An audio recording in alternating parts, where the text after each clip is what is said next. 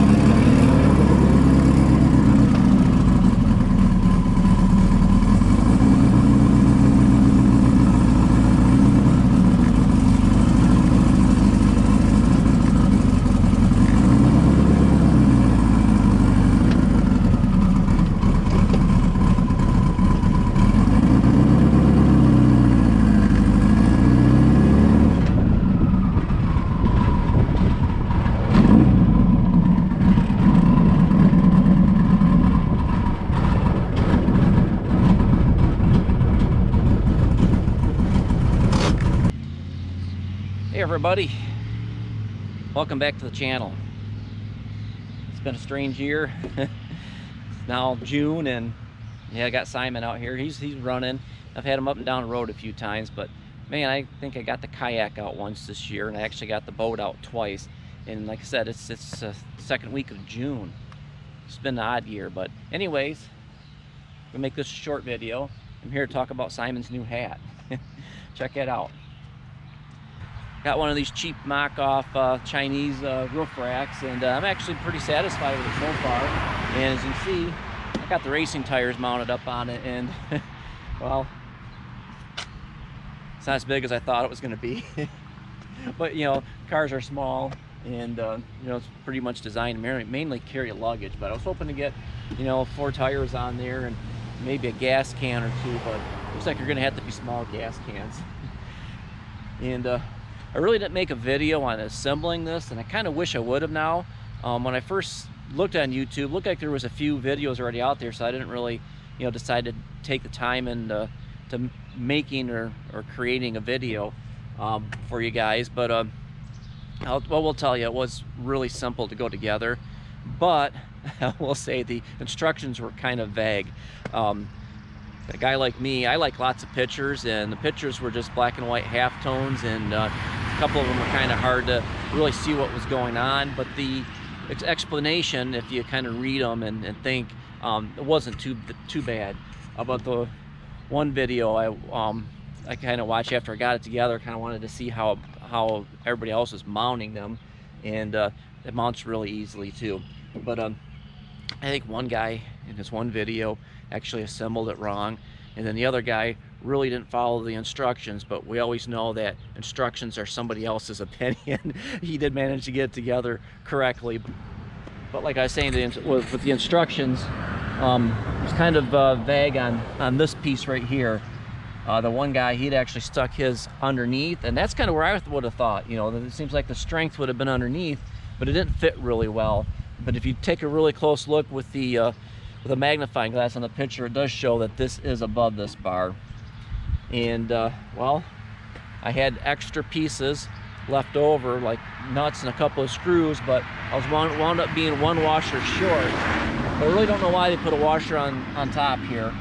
I kind of stole my washer from underneath here where you can't really see it to finish it, because you know, I figure it was more important to have washers underneath, on top, and in here. But yeah, for the most part, I am happy with it.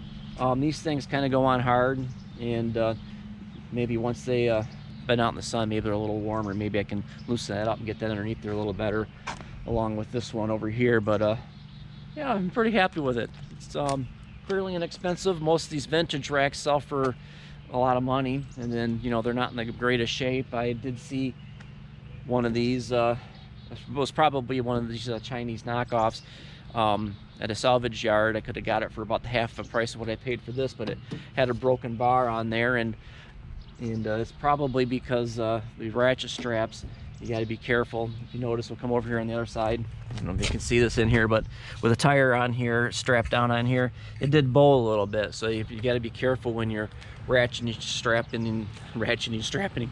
You got to be careful when you're ratcheting those down so you don't break any of those bars. But yeah, I'm still kind of experimenting. I haven't drove it down the road with the tires on here yet. We're gonna see if it works, and I might have to try and figure out how to maybe put these on here a little differently so I can get a couple more objects on there, because you know, if I decide to do one of these drag and drive events, you know, I'm gonna need tires, and then a place for some tools and a couple of jacks. And you know, once you get inside there, I did remove the rear seat and put a board down below. I can stick some more stuff in there, but yeah, small car, it fills up really fast. Well, here it is without anything on it. Thought I'd give you guys another view of it, and just kind of let you know how sturdy it is. You can shake the whole car with it. And it's surprising because it's only held on by these clamps right here, and I didn't really ever know this. I always thought it only held on to the gutter, but the clamps do come down inside the windowsill here. And surprisingly, got enough gap right there. Looks really decent.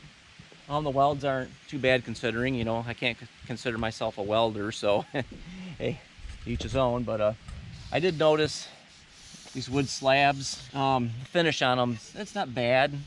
I'm not a woodworker, but I'm gonna say it probably could have been better. Maybe they only put like one coat of urethane on them. Probably could have used a couple more, but you know, for the price I paid for it, you know, I'm happy with it. One of the things I am a little disappointed in, I'll show you. You know, I got a rag top car here, is it only goes about that far, and the first rib hits here. I haven't tried this yet, but I see there is quite a bit of thread on the wing nut. It's possible if I could just loosen it up, pick the rack up and slide it all the way back, and it'll probably be good to at least here. I haven't tried it yet. One of the things one of my friends did point out, he said you got to really watch how much stuff you load in here and be careful, and especially if I open up the rag top here, it's gonna probably pretty much block this whole area. Most of you guys are probably aware, you know, this is an air-cooled car, and one of the ways it works is the air coming over the top of the car and over the roof gets sucked into the grills here. I'm surprised on the later ones that they actually went with smaller vents here. You know, this car's got a pretty big vent, you know, the oval windows do. But yeah, once you get a bunch of stuff up in here, you're blocking that airflow.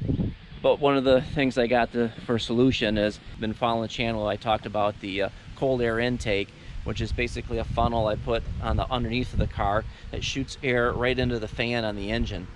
I'll try to remember to link that down below, so if you guys are interested in that, you guys can go take a look. For the most part, I'm really happy with this rack here, and yeah, I can't wait to get to try it out a few times. But as always, keep shifting those gears, and of course, enjoy the ride. We'll see you later. Before I was just another guy, look at me